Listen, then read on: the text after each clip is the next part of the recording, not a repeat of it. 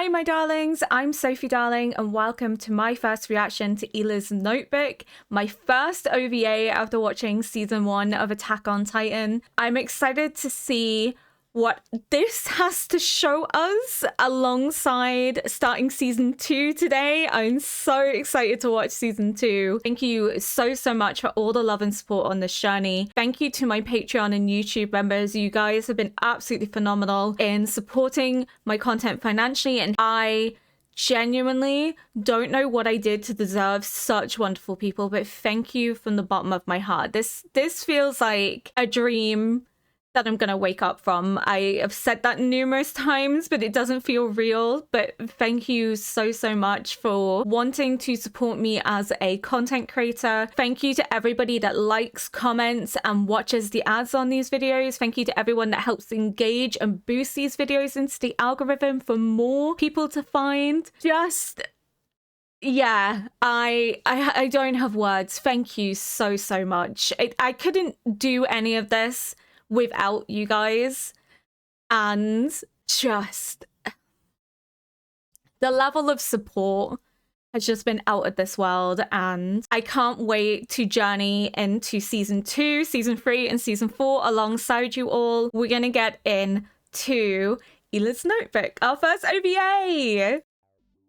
845年、突然現れた超大型巨人および鎧の巨人によってすべての日常が壁とともに破壊された。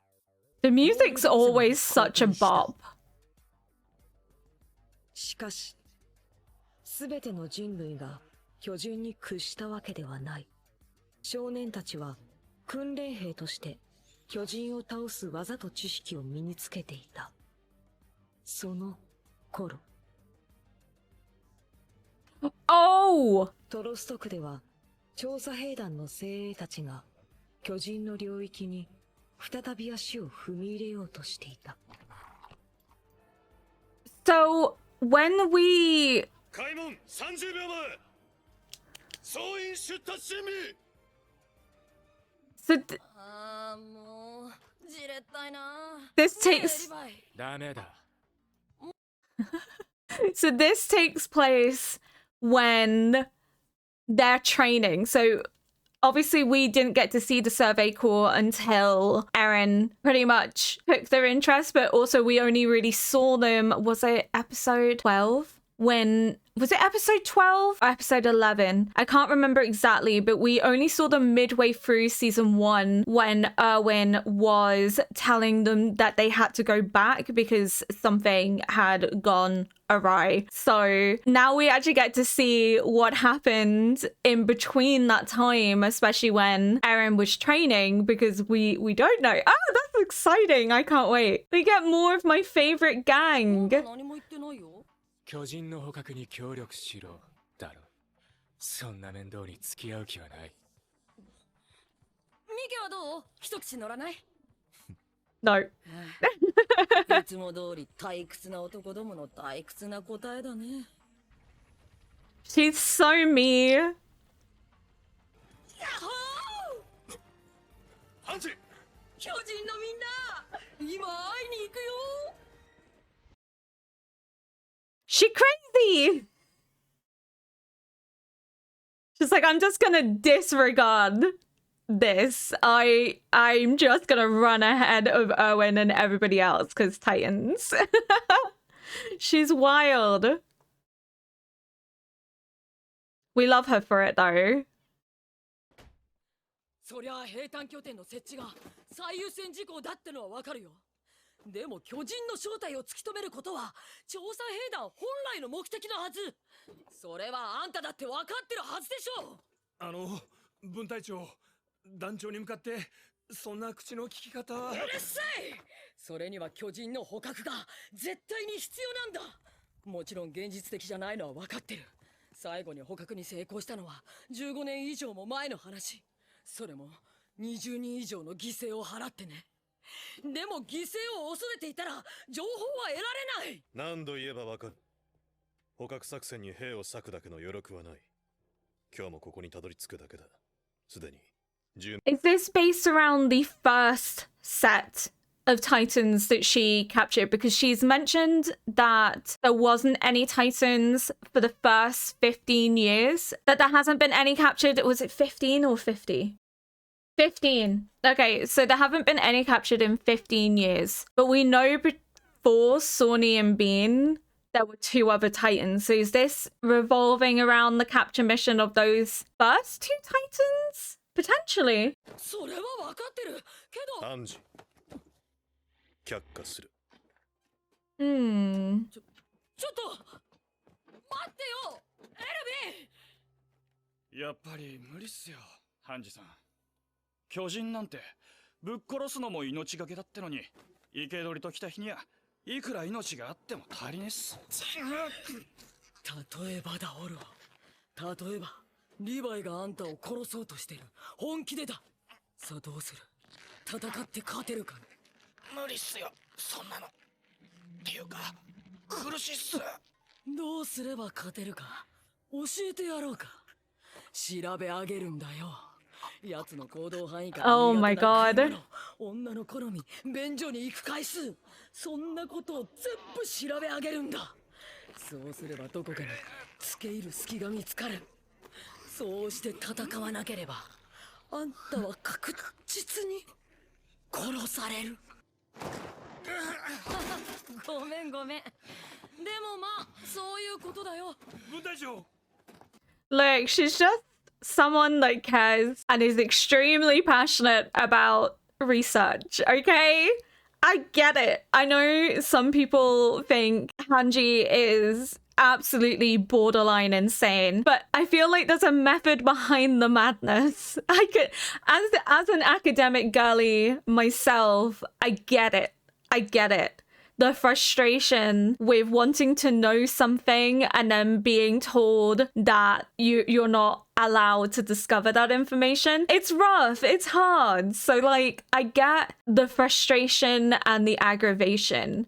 They're also not wrong in terms of the best way to defeat is to exploit the weakness, but they don't know the weakness of the Titans yet. And what's interesting me here is that Erwin is like, no. So that's a difference in behavior to the Erwin we see in series 1. So something in this OVA must change his mind as to valuing the research into the Titans, because here he's very much like, no, like we can't justify losing people, we can't justify sacrificing anyone for a capture mission, which is drastically different to the Erwin in season 1 who sacrificed numerous people just to capture one intelligent Titan. So maybe this OVA explains or gives information as to how Erwin's perspective changes, but I just thought that was quite interesting that this conceptualization of Erwin is not the Erwin that we have seen in season 1 so far. Yeah,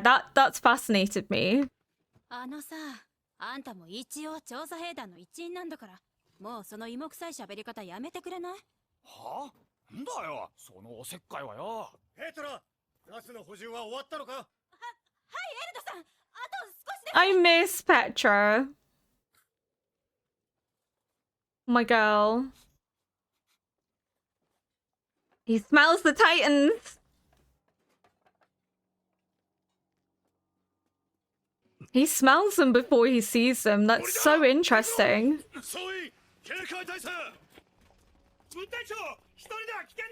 I did pick up that he did that in episode...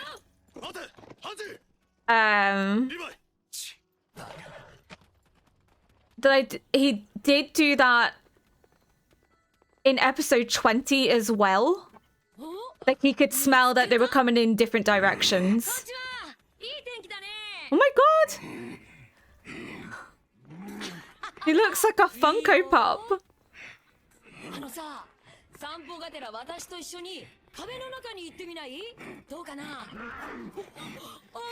Or a bobblehead. Big head on a little body. よし、いい子だ。こっちだ、マヌケ。いいよいいよ、その調子。Why does it look almost scared?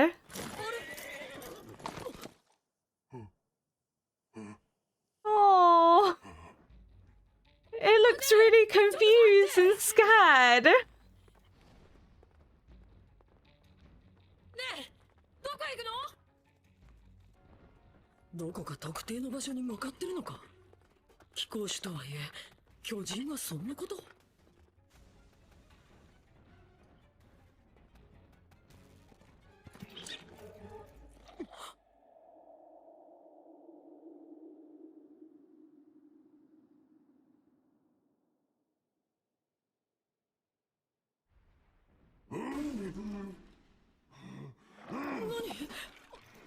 ？Okay. どうしたの？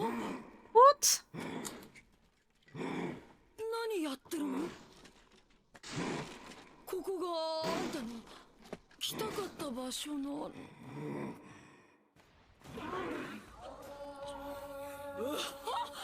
危ねえ。何？どうしたの？聞いてるよ。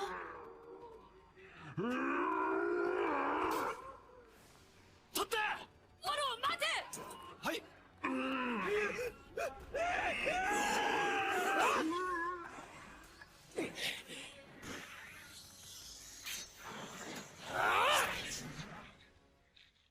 It looked like it was trying to communicate something, but was frustrated that it couldn't.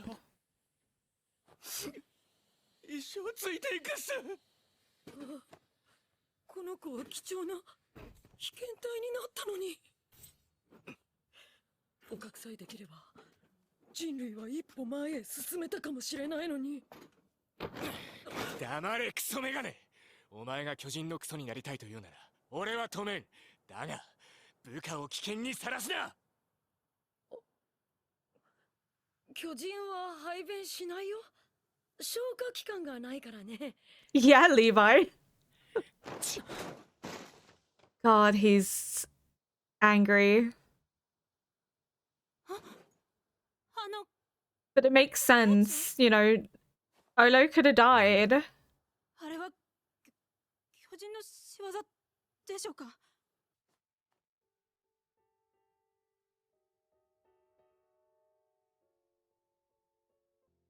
？34回目の腕章。1年前に死んだ兵士だね。名前はイルツ・ランクラ。信じられない。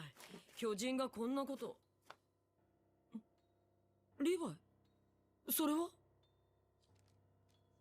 これはイルゼ・ラングナーの戦果だ。In nearly all aspects thereof are unknown. Titan's sole behavioral principle is the devouring of people, but based on various data and records, the purpose for this is suspected to be slaughter rather than predation. So we do know that from season 1 because there is the comment that they don't need to consume people to survive. Like that's not how they eat. That's not how they gain sustenance. So the reason they do it is more just to kill people. What's fascinated me there is where it says that there's actually, what was it? There's the origin of the titles is not recorded in existing historical records, but they suddenly appeared 100 years ago, which is making me suspect that potentially our conceptualization of human history maybe isn't correct and has like kind of erase the Titans from it, but maybe the Titans were here first. 私の名はイルゼ・ラングナ。第34回壁外調査に参加。第2旅団再左翼を担当。機関時巨人に遭遇。所属班の仲間と馬も失い、故障した立体起動装置を放棄した。 So did she take sanctuary in the tree? 巨人の支配する壁の外で馬を失ってしまった。人の足では巨人から逃れられない。頼れる仲間もいない。町への帰還。生存は絶望的。この状況も調査兵団を志願した時から覚悟していたものだ。私は死をも恐れぬ人類の翼。調査兵団の一員。たとえ命を落とすことになっても最後まで戦い抜く。私は屈しない。私は屈しない。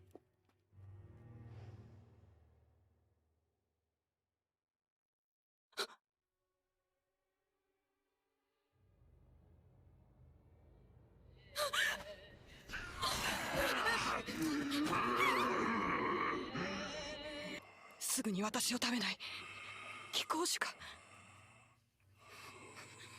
いよいよ最後を迎える。これまでだ。勝手なことばかりした。まだ親にも何も返していない。気持ち悪い。終わる。見るよ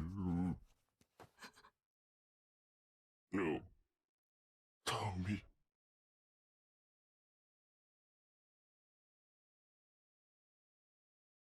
Whoa, whoa, whoa, whoa, whoa, whoa, whoa, whoa, whoa, whoa. It speaks? Which is completely... I knew it. I knew that there was more to these titans than just being evil. There's something deeper going... Oh! It speaks, which shows that they're capable of learning. This is huge. This is huge. Oh my god. So is this why Hange tries to get Thorny and Bean to speak? Because she knows that, like, it's possible to do? It's possible to teach them? ユミル様、よくぞ。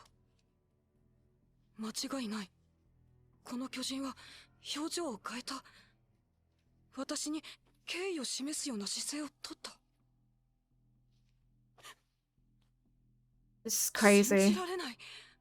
おそらく人類史上初めて私は巨人と意志を通わせた。この巨人に存在を問う。うめき声、言葉ではない。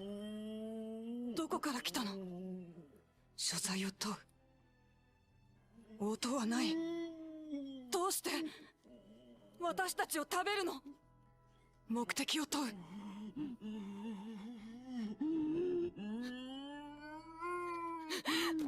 て私たちを食べる？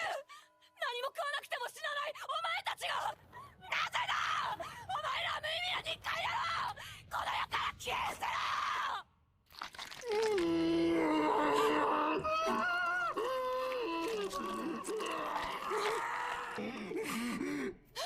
What is it doing?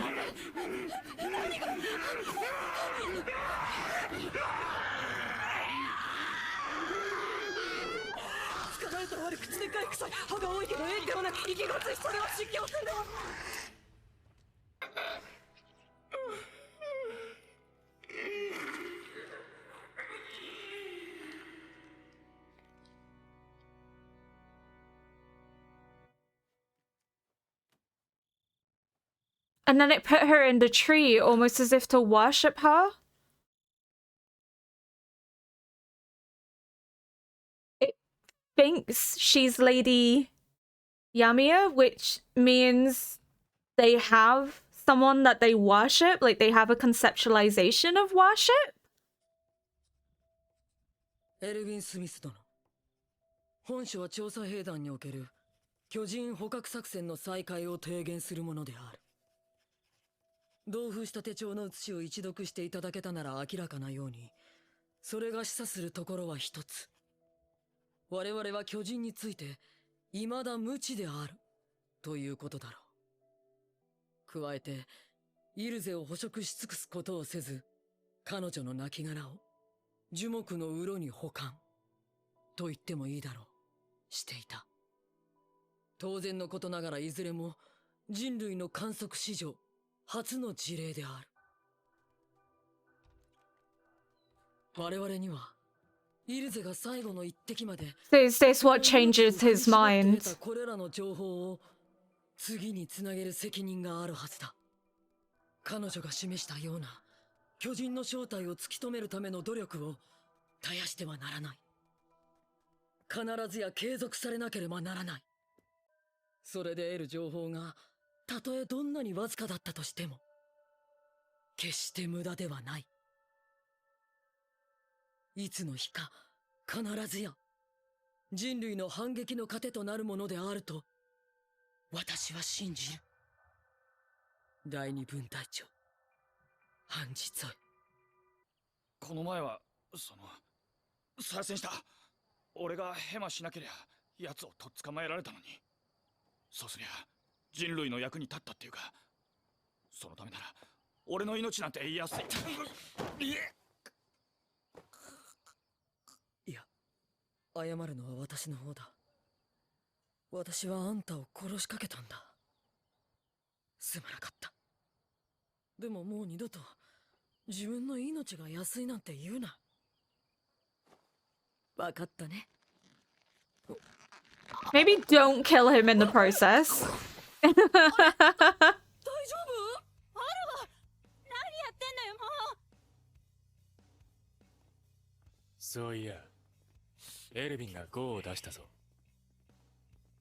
そう。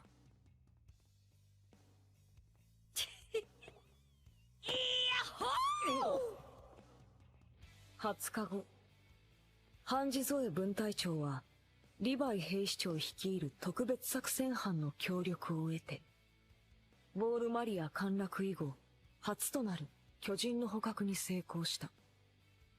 その際、ハンジの考案した新たな捕獲方法が採用され、一人の犠牲も出すことはなかった。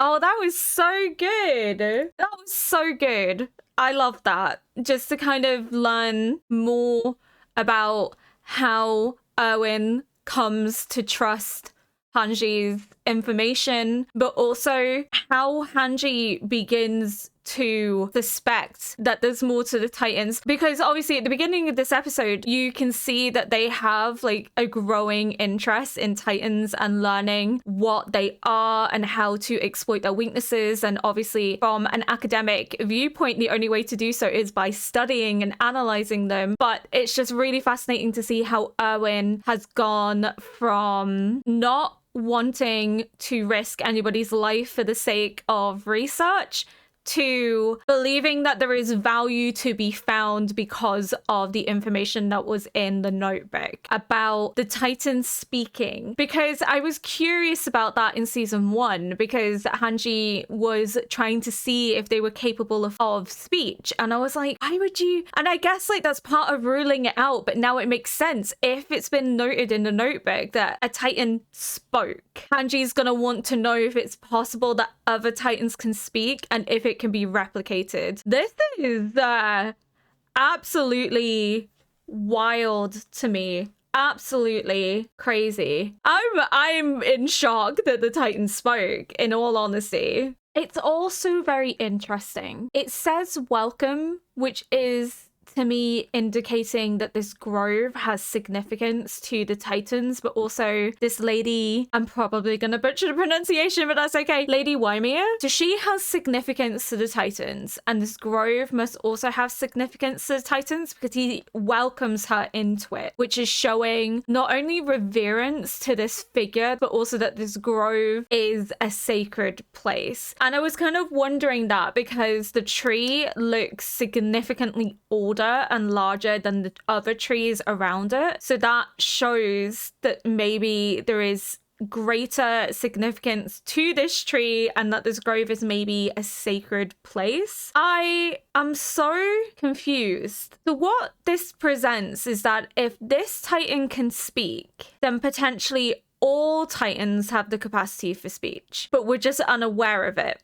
And I think what fascinated me the most was the Titan seems to show some capacity of understanding human emotions. It seems to almost recognize human emotions because it only reacted when she began to negatively respond to the Titan. So when she began shouting and screaming at it and running away and screaming, that's when it goes for her and bites her head off. And it starts to like pull at its face and is like digging its fingers into the flesh of its skin when she's asking these questions. And I'm wondering if it's because this Titan's speech seems very limited in capacity, and I'm wondering if it's almost like a toddler. Like if a toddler gets frustrated in not being able to communicate what they want to communicate, they'll end up throwing like a tantrum, or they'll end up screaming or destroying something. So it almost is like a toddler in that regard. Like it's not that it doesn't want to answer the questions, it maybe doesn't have the knowledge to do so, or it doesn't have the language capacity to do so, and it's reacting in frustration because it wants to maybe communicate with her but can't. And this lady YMIR must be somebody highly revered and worshipped, because the way that it places her body into the grove is so very different to how other bodies of humans are treated, almost as if it's being respected, it's being worshipped. My question is why it was trying to reveal the body to the squad. What was it trying to show? Was it something that it was doing out of fear because it was being chased and it showed fear and it ran to the grove almost as if for protection? Maybe it was something, or maybe it was their way of praying to this figure for help, protection. I don't know. I just found it very bizarre that when it was scared, it ran to this grove, it tried to reveal the figure. I don't think it was trying to reveal because it recognized the symbols on their uniform and wanted them to know, but maybe was a form of prayer, was a form of worship. And the use of subjects means to serve. So who is Lady YMIR?